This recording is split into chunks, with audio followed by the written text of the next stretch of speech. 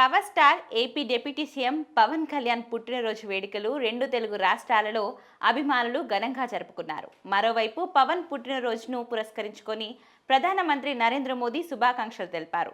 X వేదికగా post పెట్టారు. లక్షలాది మంది ప్రజల హృదయాల్లో పవన్ చోటు సంపాదించుకున్నారని ప్రధాని కొనియాడారు.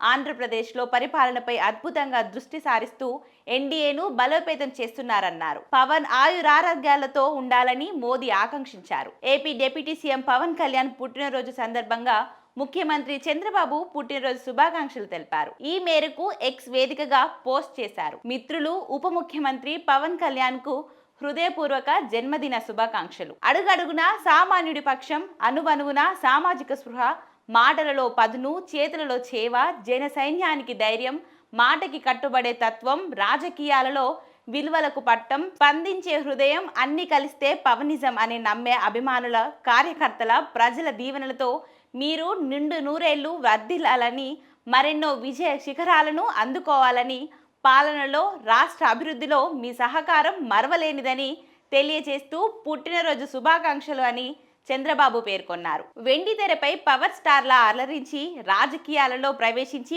పీపుల్ స్టార్ గా ఎదిగారని మంత్రి లోకేష్ కొనియాడారు. పవన్ కు దేశ విదేశ అభిమానుల నుంచి శుభాకాంక్షలు వెలువెత్తాయి.